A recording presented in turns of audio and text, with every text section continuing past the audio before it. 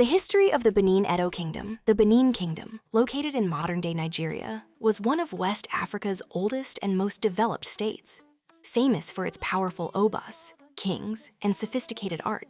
Before we continue, please like, subscribe, and drop your own comments. But first, let's dive into the story of a great Oba Iwiwar.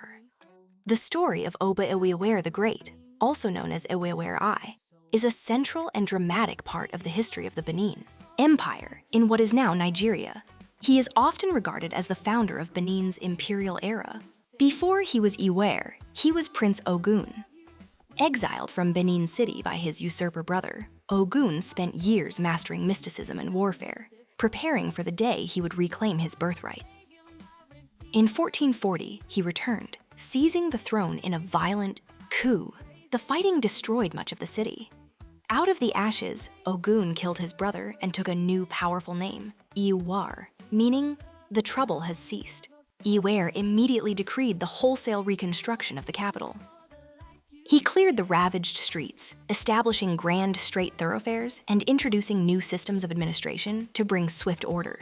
To protect his newly built city, Iwere commissioned the most massive construction project in West Africa, the Great Walls of Benin, a system of earth ramparts and deep moats, Iaya, that fortified the kingdom. The Oba was first and foremost a warrior.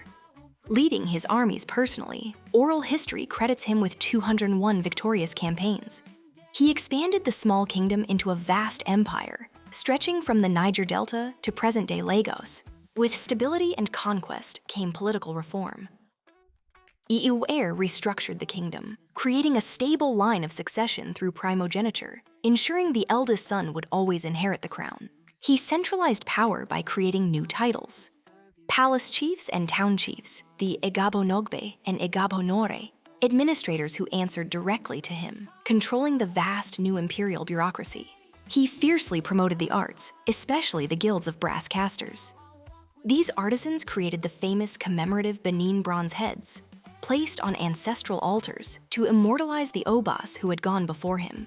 In the final years of his reign, around 1473, European influence arrived with the Portuguese. Iwere initiated limited trade, acquiring the very first European goods and setting the stage for Benin's global prominence in the coming century. The history of the Benin Edo Kingdom, the Benin Kingdom, located in modern-day Nigeria, was one of West Africa's oldest and most developed states, famous for its powerful obas, kings, and sophisticated art.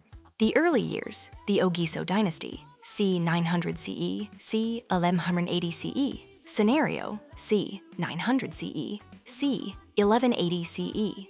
Small Edo villages in the rainforest unite to form Igodomigodo, the earliest kingdom, led by a line of kings called Ogisos, kings of the sky.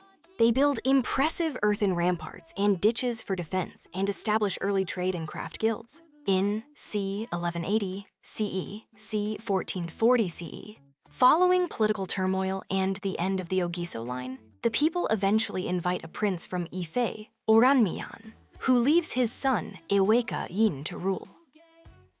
Eweka I becomes the first Oba, establishing the dynasty that rules to this day. The capital is renamed Edo. This is the era of great warrior kings like Oba Iwere the Great, who expands the kingdom into an empire, building a stronger city and a more powerful state. The Portuguese arrive in the late 1400s, establishing lucrative trade relations, ivory, pepper, cloth, and later, unfortunately, slaves.